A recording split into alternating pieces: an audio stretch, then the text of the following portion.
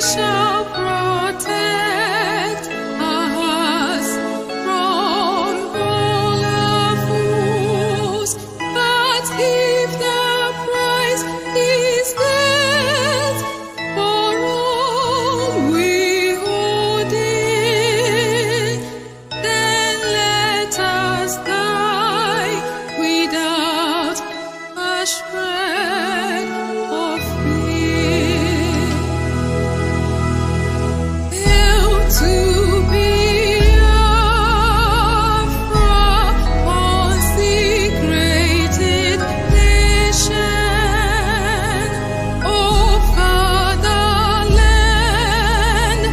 this be our solemn pledge. Defending thee shall be our dedication. Spilling our blood will count our privilege. The wonder which emboldens the free shall always be our flag of liberty.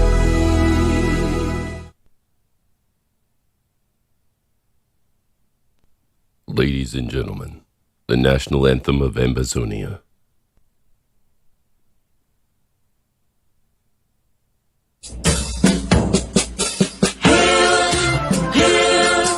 Hail this land of glory, we the Ambazonians, special loyalty. Praise to our Savior who granted us the freedom, and legends to the hero who brought the lonely gather. Glory to glory, we rise and never to fall. Here in a nation, flowing with earth and holy. Glory, glory, glory to the Father for making you a nation, a joy forevermore. Ambazonia, land of freedom, you shall live in plenty, meet in our need, and your children shall be like the stars above. The Most High God be the watchman of this nation. Ambazonia, land of freedom, you shall live in plenty, meet in our need, and your children shall be like the stars above. The Most High God be the watchman of this nation.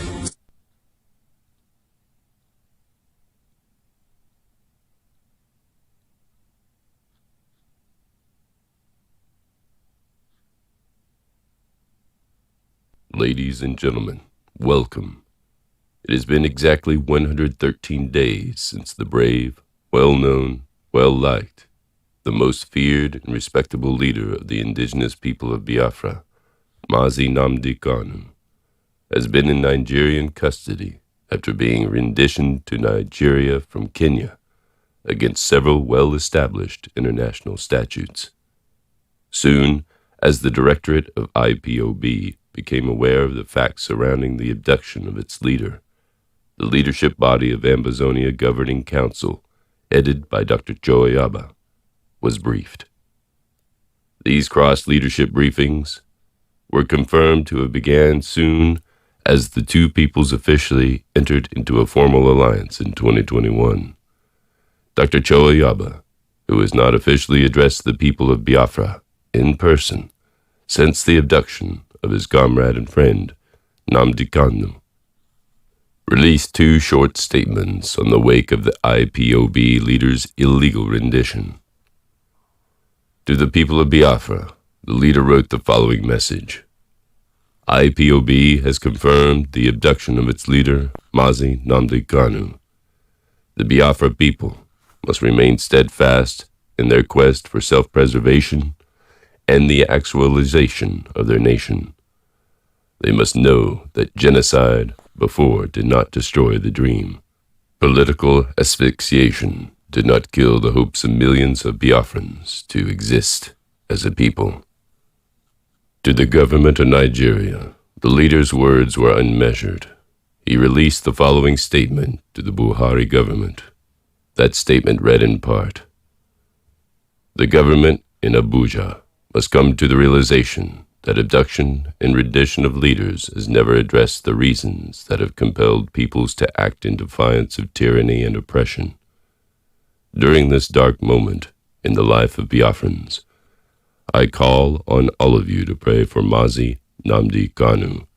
In his honor and millions of others like him, rededicate your efforts in the liberation of your homeland." At this very moment, when the leader of the Amazonia Liberation War is about to officially address the people of Biafra, it is important for the world to be reminded that the two peoples who have historically occupied the lands of Biafra and southern Cameroons, now called Amazonia, share a very great and undisputed common history. The decades of manipulation of that history and the continued and current persistent attempt to exert post-colonial infringement on the legitimate rights of both peoples is why these two historically friendly neighbors are today standing up to fight and demand for what is rightfully theirs today. The following are a brief history of Biafra and Amazonia. Biafra is an African nation of about 65 million people located in the southeast of present-day Nigeria that existed prior to the advent of colonialism in the continent. As an independent state, Biafra carried out its trade and commerce with other neighboring countries before its forceful amalgamation with the northern and western parts of the Republic of Nigeria. The people of Biafra briefly enjoyed a spell of independence between 1967 and 1970, when they unilaterally declared secession. However, this move resulted in a deadly civil war that killed almost 2 million people, most of who were young children, as they died of starvation despite the promise of no victor, no vanquished treatment at the end of the war. Biafrans have consistently and systematically been subjected to economic, political, and social strangulation by Nigeria. More than 50 years after the war, the circumstances that led this colonial tragedy are still prevalent today, as ethnic tensions remain unresolved. These issues have over several years led to marches, protests, and demonstrations with the demand for a full self-rule for the region. Till this day, the indigenous people of Biafra, whose leader Mazi Nnamdi Kanu, currently in illegal detention by Nigeria, have, however, remained steadfast, vowing to keep on the fight in their aspiration to restore that which is rightly theirs, an independent state of Biafra. To the east of Biafra land is the former British Trust territory of southern Cameroons, now called Amazonia, a land from where today's speaker hails from. This liberator, whose people have been battling the colonial state of Cameroon for more than 6 decades, are now in the 5th year of active combat with the genocidal army of that state. A state that just a few days ago, on October 14, 2021, had one of its ill-trained, ill-mannered police force murdered another baby called Caroline in the Amazonia capital, Abuja. It must be known that southern Cameroon, a state which still holds the undisputable historical fact of being Africa's first democracy, had experienced a complete peaceful transfer of power after holding a free and fair election. A stable and thriving nation whose right to self-rule would eventually be violated by a decadent country, ruled from its Yaoundé capital by a few grandfathers, all of whom are close to their graves. The brief self-rule by southern Cameroons would no longer be violated of its right to self-rule by a neo-French colonial system, in complete violation of international law under the Article of 4B of the African Union Constitutive Act, an act that all national boundaries, as obtained at independence, must be respected. Cameroon, however, on October 1961, marched its army of occupation and colonial administrators across international borders into Amazonia, and have been in colonial occupation till this day. Cameroon would gradually dismantle Amazonia's political institution to the extent of annihilating Amazonians' world-class democratic structures. As prognosticated by a 1972 wire now declassified from the U.S. Embassy Yaoundé to the White House, resentment grew among the people of Amazonia. In the late 90s, various Amazonia emancipation movements had been formed, and the voices that clamored for full independence were suppressed, just as huge mineral deposits were discovered by France, French Cameroon's colonial master. This greed would spiral out for over 6 decades until 5 years ago, when the people of Amazonia decided to fight back, method for method. With so much historical justification for both the people of Biafra and their counterparts in Amazonia, and at a time when the Nigerian government continues to hold captive the leader of the people of Biafra, the leader of the Amazonia's Liberation War, thought it's important that he speaks directly to the brave people of Biafra to reassure them that the Amazonia remains firm and committed to its promise to them as a people. Ladies and gentlemen, it is under the above circumstances that the leader of the Amazonia Liberation War, Dr. Joe Ayaba, is about to address the brave and resilient people of Biafra, Amazonia's first friend with a shared border within the Gulf of Guinea. Live from the Amazonia Governing Council's headquarters in Norway, the leader of the Amazonia Liberation War, Dr. Joe Ayaba, addresses the indigenous people of Biafra.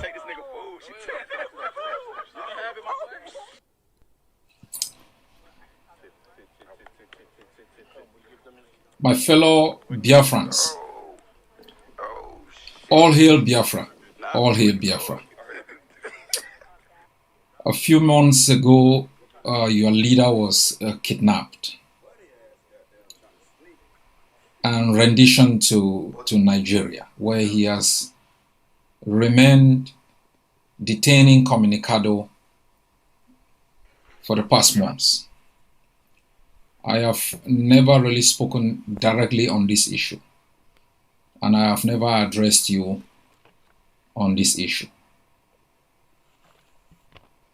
I sent a letter to the directorate, the HOD, a few days ago, informing them of my desire to address Biafrans across the globe on a couple of issues: the kidnapping and rendition of your leader, the alliance between Amazonia and Biafra, the international implications of this alliance, the kidnapping of Mazi Nnamdi Kanu, and to assure you that you are not alone in your strive for the actualization of Biafra, and to assure you once more that the betrayals of the past will never again be repeated. My fellow Biafrans, the present concept of statehood within the continent of Africa is anchored on a flawed foundation. That is why the effort of our forebears in bringing the continent together on the concept of Pan-Africanism has not worked, because the fundamentals of the concept of statehood is anchored in colonialism, administrative conveniences, and economic spoliation.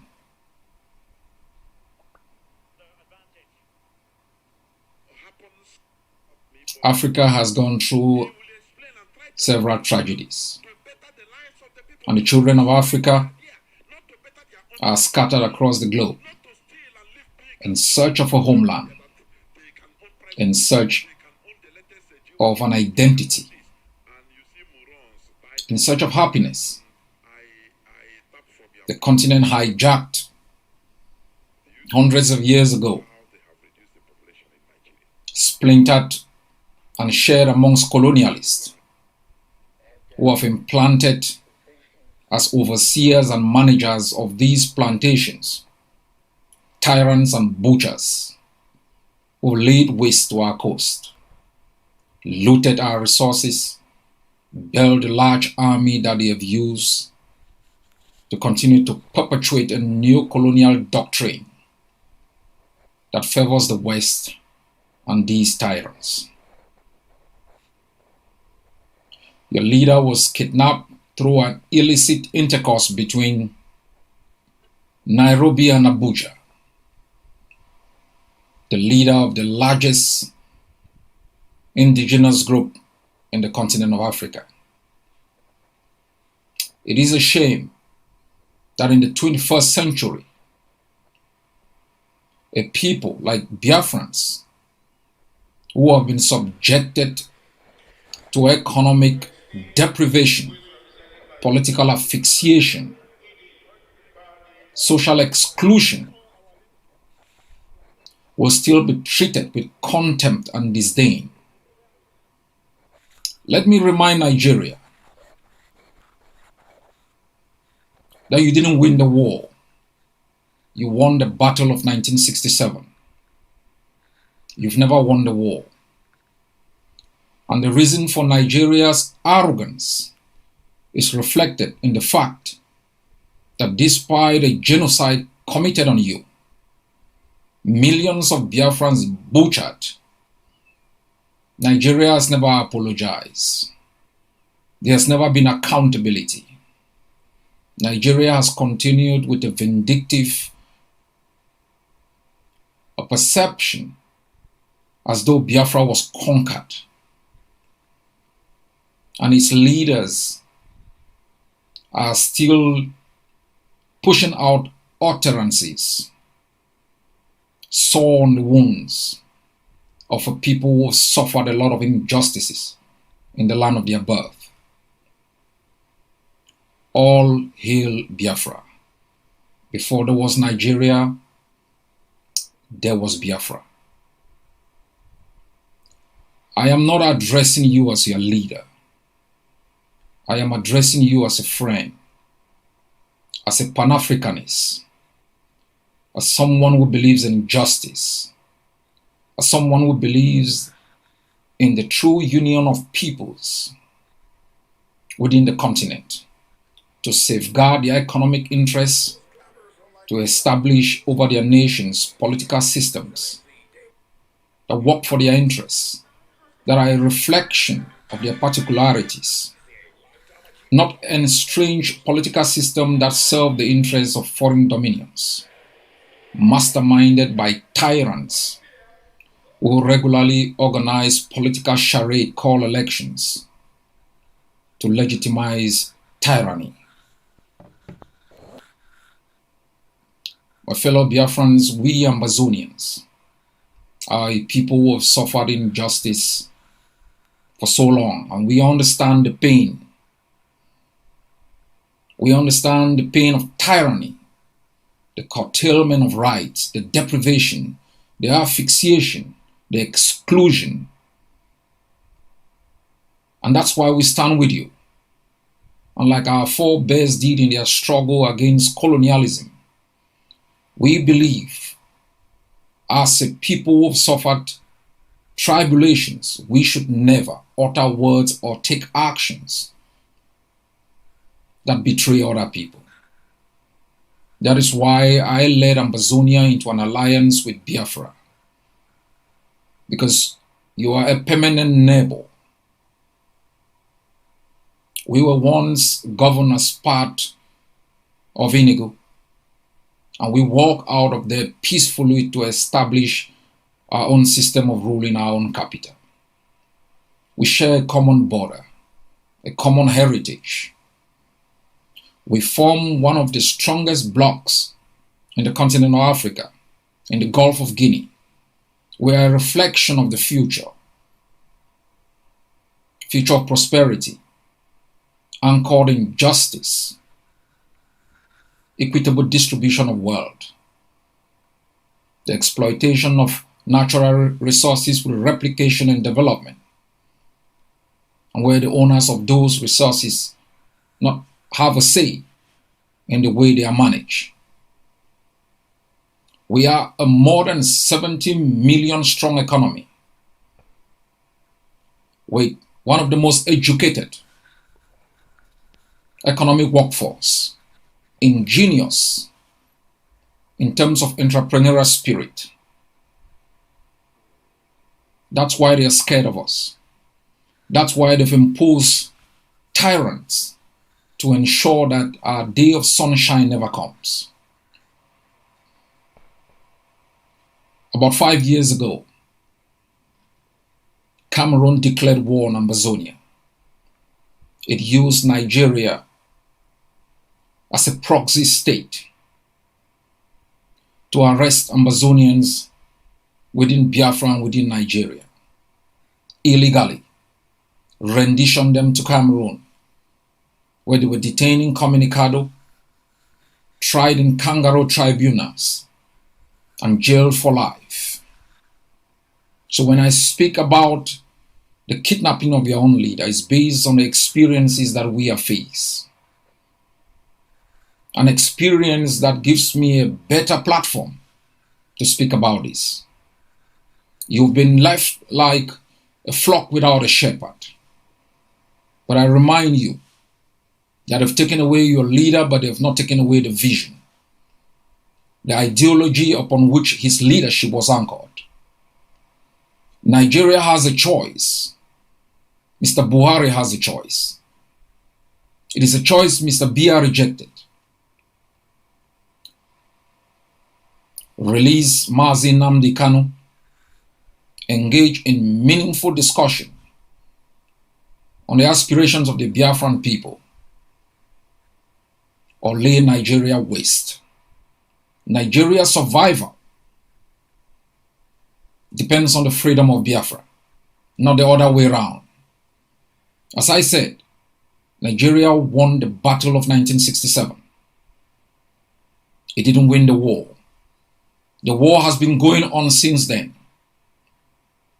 Only one side has been armed, acted with impunity, and with a sense of callousness, as though Biafrans were captured and conquered people. You owe Nigeria nothing. Nigeria owes you its future, its economic stability, its political future. And you Biafrans must be treated with respect. Ambazonia will continue to support you, to encourage you. Whatever you decide about the outcome of your struggle, the method you want to use is a choice only Biafrans can make. Whatever choices you make, you can count on the support of my leadership. You can count on the solidarity of the Ambazonian people. That for us Ambazonians, we want a stable neighbor, one that respects human rights, one whose political institution is a reflection of the particularities of its own people, its heritage, and its future. You can be rest assured that the freedom of Ambazonia will be meaningless without the freedom of Biafra and all other peoples whose destiny have been held hostage by this illicit intercourse between modern-day enslavement manifested in the tyranny of tyrants imposed over our own nations. We will never forgive. We will not build Peace and Reconciliation Commission. There will be truth and accountability. All those who've looted our resources, laid bare our territories, murdered our people, committed genocide on us, you will be held accountable through time and space. Only then when we can hold people accountable, shall we in the future stop impunity? Shall we hold leaders accountable for their acts when they were in power and out of power? All those who've enabled colonialism through the legitimization of tyranny and puppets over our countries will be held accountable. I continue to encourage you in your strives to be free, in your daily struggles, in the strategies you employ. And you must be reminded, all those who have died have not died in vain. All those who are in jail have not lost their liberty in vain. Never give up.